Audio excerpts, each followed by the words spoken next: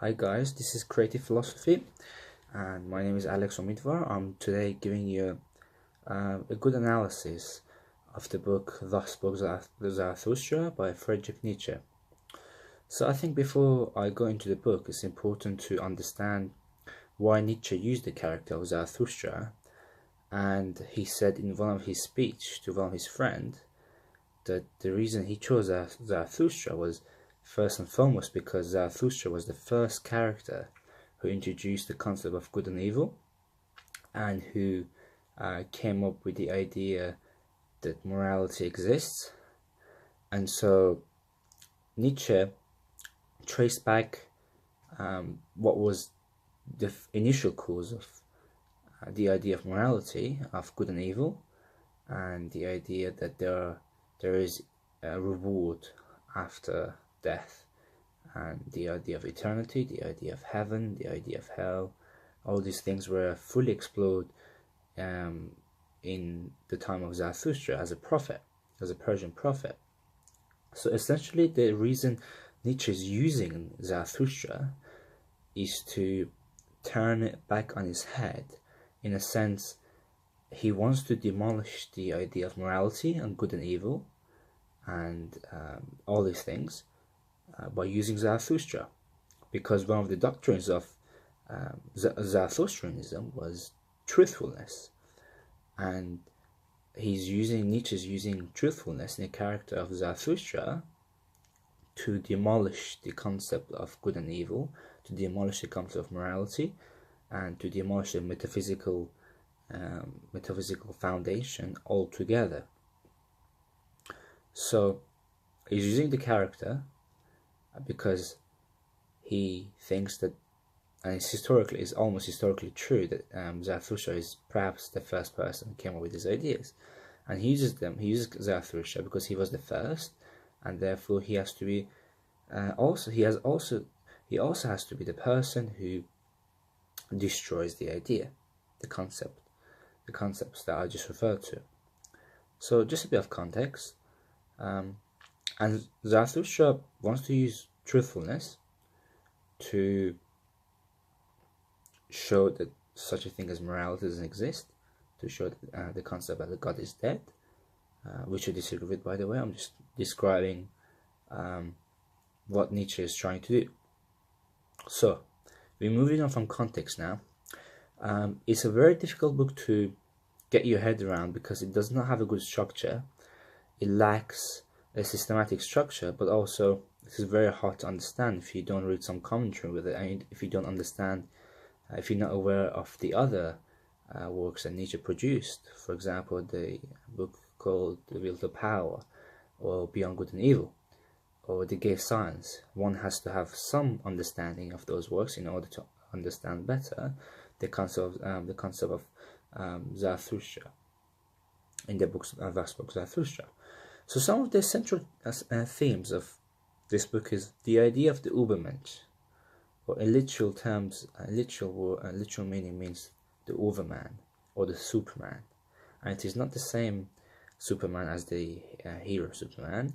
It is more like an Übermensch, a person who has transformed his own morality, his own sense of self, who is beyond what he is really. He has transcended the values of his society, the values of his community. And the Übermensch, in one quote, Nietzsche said, a man must be overcome. Man is something that must be overcome. And so this is a direct command for man to further evolve. And Nietzsche describes a man is a bridge between an animal, ape, he says, and the Übermensch. And so man is in a state of evolution, and Zarathustra in Nietzsche's work is a representation of an Übermensch. So one of the characteristics that the Superman has is that the Übermensch always criticizes and questions the traditions of his time. And another important characteristic that he has is that the Übermensch creates his own values. He transcends the values of his society, as I mentioned.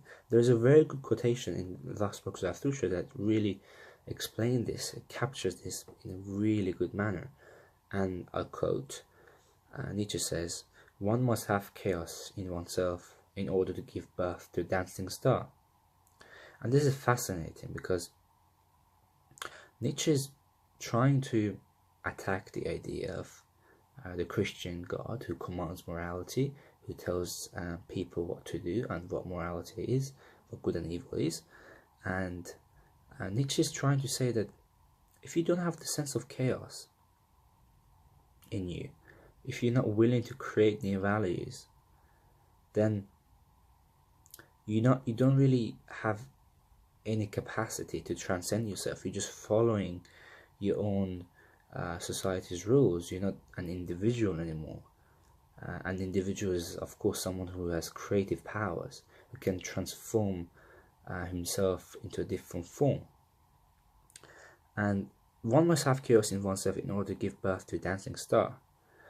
And it is also a direct command to live dangerously, to live on the edge. And that's where we find our meaning. One easy example is, people play dangerous sports. One argument would be that they're a fool for doing that, for putting their own lives and lives of others in danger. But the entire idea of Nietzsche's Superman, or the Übermensch, is that you have to be willing to put everything under risk, because this is life. This is what gives your life meaning. This is what gives your life purpose. This is how you can transform your life like a dancing, transform into like a dancing star. So secondly, the will to power. This is another central theme that goes through the book, which is also influenced by his other book, Will to Power. So in Thus Spoke Zarathustra, there's a good section when Zarathustra is talking about a metaphor when an entity says, "Thou shalt," and the soul says, "I will." And again, this is linking back to the point that someone has to create his own values in order to be able to not follow others, but follow his own sense of morality, kind of be authentic and creative. And "thou shalt" is obviously a direct example of what the Old Testament God and the New Testament God has done for humanity. He's commanded humanity to act and behave in a certain way. But Nietzsche is asking his audience to say, "I will." So this is the will of the individual. And there is a good quotation that fully captures this notion, and this is a quote: "He who cannot command himself shall obey." And therefore we have to command ourselves with our own sense of morality, our own sense of the values that we have created. If we don't want to obey someone, because of course if we don't create our own values or morality, we end up following another tradition or certain people or certain ideologies, and the intensification of such a thing is what Carl Jung warned us about when he said one has to be aware that he's not possessed by an ideology, or certain people carry those ideologies. And so we can't be possessed by ideologies. That's a very bad idea. It makes us inauthentic. And Nietzsche's will to power is, in a sense, a direct antidote to the commands and the traditions of the time when God gave people the guidelines on how to behave and how to act. And Nietzsche's rather saying you have to create those things for yourself. The third point is the eternal occurrence. eternal recurrence. This is a very strange idea in Nietzsche's work, and is often misunderstood by most scholars. It's because how abstract this idea is. Nietzsche's conceptualizing this this time frame, this way of time that works, that operates. It is not linear. It's rather like a circular. So he says, obviously Nietzsche was a nihilist person before he wrote the book Zarathustra. And actually Zarathustra, Thus Spoke Zarathustra, was the book where Nietzsche is dealing with the problem of nihilism, and his antidote is will to power and the Übermensch. And the idea of the eternal recurrence is an element which shows people how to behave and how to act.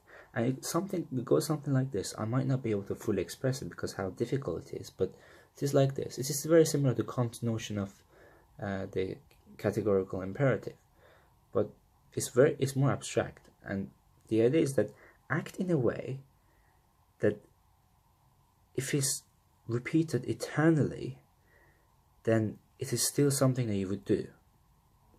Nietzsche doesn't think of time as past, present, future, because once you do an action in the past, it is no longer no longer exist. But Nietzsche sees it as like a circular history, as a circular thing, that it never something never destroys, something is never demolishes. It always stays eternally. And the best way, he says, for us to act is to act as if our actions is going to be repeated eternally, recurring time after time. So I'm going to go through the last point that I'm going to mention, and that's perhaps the most central point that also goes through his other works, and that's the death of God, which is also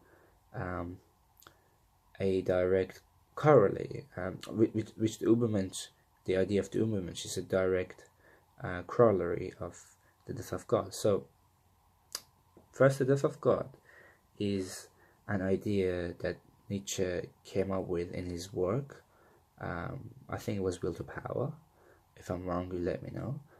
But the idea of the death of God wasn't something positive for Nietzsche. Nietzsche understood that this was going to have tremendously negative effects on the Western society, because it removed the metaphysical foundation of the Western society, which makes people nihilistic, purposeless, and meaningless. In a manner that their lives are meaningless. But the idea of the death of God doesn't stop here, and this is where the idea of the Nietzsche's Übermensch comes as an antidote to deal with the death of God, in a way to become gods ourselves, to create our own values and to create our own, and to be a creative creature. And Nietzsche perfectly, and I use the word perfect because he does really perfectly demonstrate this in his book Thus Spoke Zarathustra, when he says about the tightrope walker.